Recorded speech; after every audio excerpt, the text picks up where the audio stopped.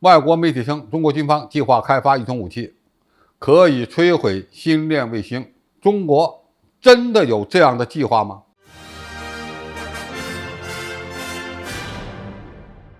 观众朋友、网友朋友，大家好，我是付先少。马斯克的星链卫星在乌克兰战场上展示了其军用价值，而其发展计划可能会进一步拓展军事用途。近日，英国《每日邮报》报道称，中国的军事研究人员一直在制定计划，一旦马斯克的星链卫星系统对中国的国家安全构成威胁，将摧毁该系统。该报的文章称，中国发表的一篇论文指出，需要发展跟踪和监测能力，并在必要的时候摧毁环绕地球轨道上的每一颗星链卫星。马斯克的星链卫星星座系统原计划是向发展中国家和地球上较贫困的地区提供超高速互联网，但它也有潜在的军事应用价值。这样的军用价值已经在俄乌战场上有所体现，那就是用于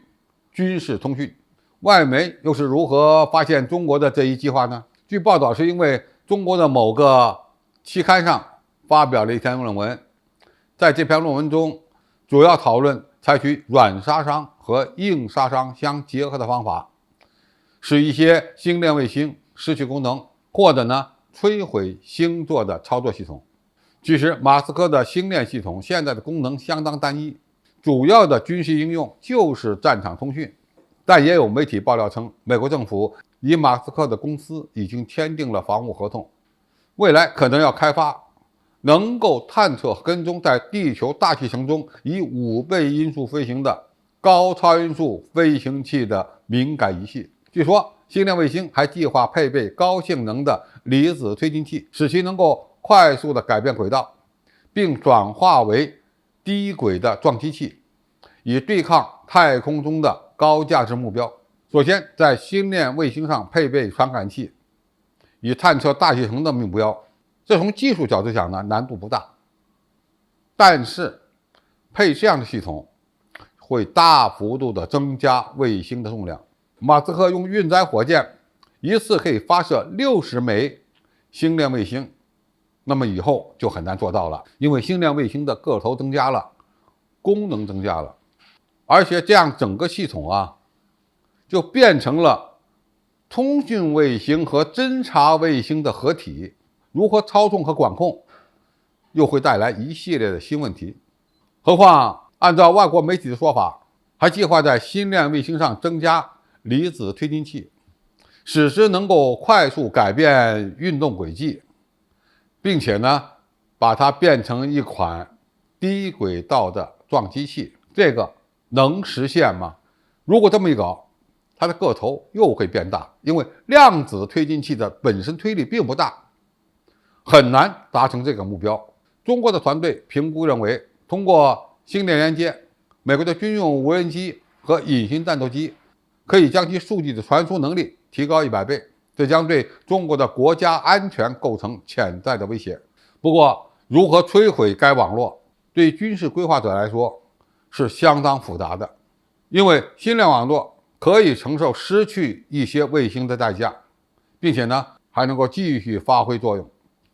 也就是说，击毁几颗卫星对中国来说并不难，但是如何击毁成千上万颗低轨道的卫星，这就是一个比较大的问题了。因此，如果中国要拥有这样的能力，就必须发展出3项技术。首先，需要发展能够监视星链系统的空间监视卫星。第二，为了防范太空中的威胁，还需要对各种各样不同的卫星进行准确的分析判断，